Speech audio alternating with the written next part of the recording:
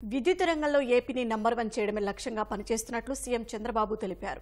విజయవాడలో జరిగిన ఉర్జావీర్ కార్యక్రమంలో కేంద్ర విద్యుత్ శాఖ మంత్రి మనోహర్ లాల్ ఖట్టర్తో పాటు కలిసి ఆయన పాల్గొన్నారు. విద్యుత్తును ఉత్పత్తి చేయడంతో పాటు ఆదా చేయడం కూడా కీలకమన్న సీఎం అందుకు ప్రభుత్వం ప్రజలు కలిసి పనిచేద్దామని పిలుపునిచ్చారు. విద్యుత్ రంగంలో ఆదా కోసం ఉర్జావీర్ కార్యక్రమం ఎంతగానో ఉపయోగపడుతుందని కేంద్ర మంత్రి ఖట్టర్ అన్నారు.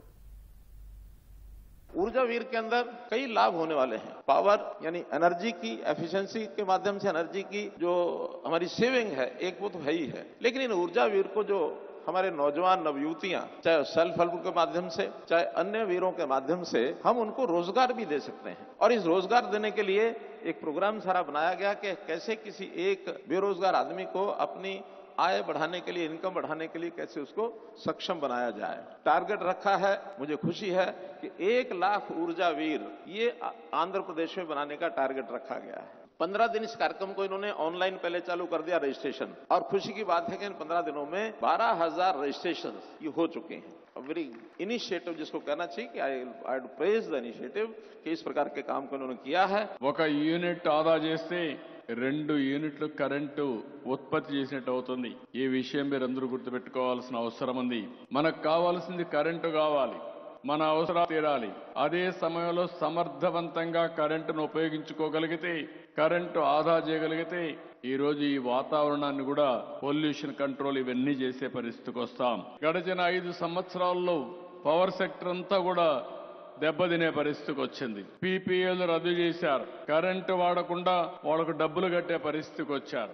ఆ సమయంలో కరెంటు లేదు కాబట్టి 7 రూపాయలు 8 రూపాయలు పెట్టి ఓపెన్ మార్కెట్ లో కొనే పరిస్థితికి వచ్చారు. పవర్ స్టేషన్స్ అన్ని సకాలానికి పూర్తి చేయకుండా దానివల్ల కరెంటు ఉత్పత్తి కాకుండా మళ్లీ ఎక్కడెక్కడో అప్పులు చేసే పరిస్థితికి వచ్చారు.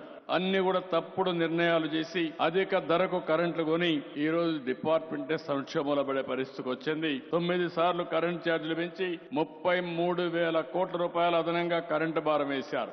1,29,503 కోట్ల రూపాయలు డిపార్ట్మెంట్ కి నష్టం వచ్చే పరిస్థితి వచ్చింది. నేను అందుకని ఇవన్నీ సమీక్ష చేస్తున్నా. పోయిన గవర్నమెంట్ చేసిన తప్పులు తప్ప మళ్లీ ఏమాత్రం కూడా ఈ డిపార్ట్మెంట్ లో కరెంటు ఛార్జీలు పెంచకుండా సమర్థత పెంచి మీకు న్యాయం చేసే బాధ్యత మేము తీసుకుంటామని మరొక్కసారి మీ అందరికీ హామీ ఇస్తున్నా. ఎనర్జీ మీద ఒక యూనివర్సిటీ పెడతాం. ఖర్చు ఎట్టు తగ్గించాలి, గ్రీన్ ఎనర్జీకి ఎట్లెళ్ళాలి, దాని తర్వాత గ్రీన్ హైడ్రోజన్ గాని నైట్రోజన్ గాని అనేక విషయాల్లో ఏమేం చేయాలో అవన్నీ కూడా వర్కౌట్ చేస్తున్నాం. దీనికి కూడా ముందుకు పోతాం.